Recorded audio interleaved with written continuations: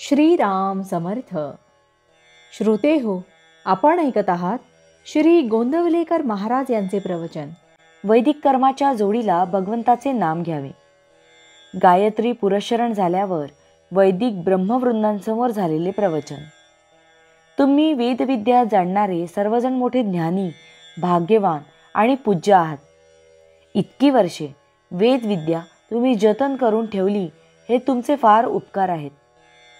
तुमची योग्यता खरोखर मोठी आहे. त्याच्या उलट माझी स्थिती आहे.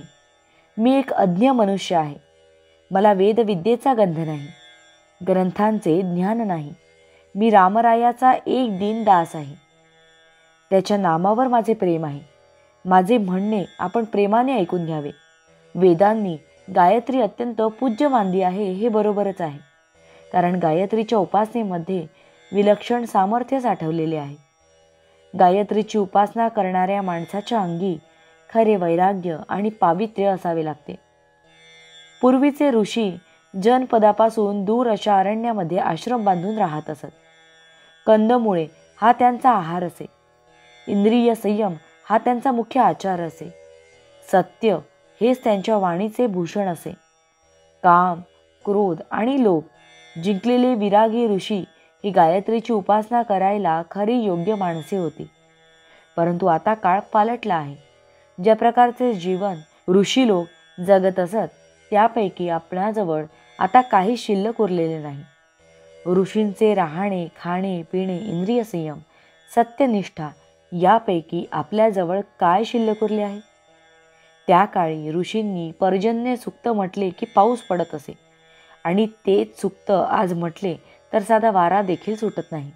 ऋषींच्या अंगी तपश्चर्येचे सामर्थ्य होते, म्हणून त्यांच्या आशीर्वादाला जशी किंमत होती तशी त्यांच्या शापाला देखील होती. जीवनाबद्दल पूर्वी असणारी निष्ठा आज बदलली आहे.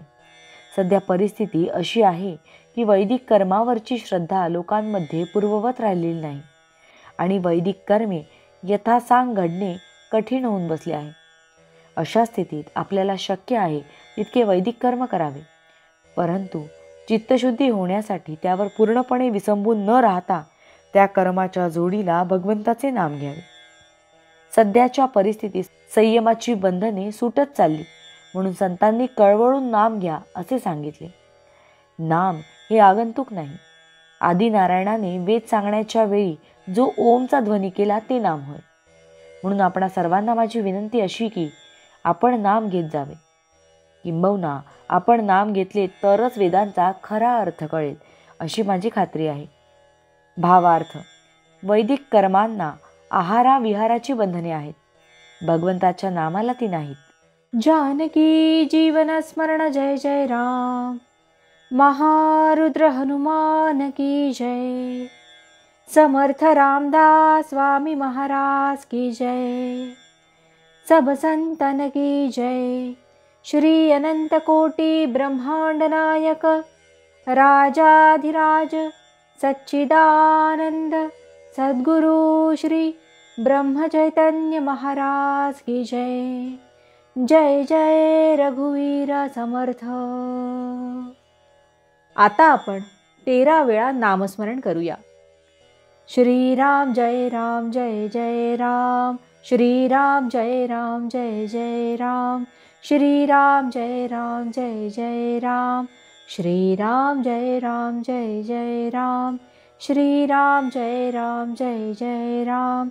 श्रीराम जय राम जय जय राम. श्रीराम जय राम जय जय राम. श्रीराम जय राम जय जय राम. श्रीराम जय राम जय जय राम. श्रीराम जय राम जय जय राम. श्रीराम जय राम जय जय राम. श्रीराम जय राम जय जय राम. श्रीराम जय राम जय जय राम. जय श्रीराम.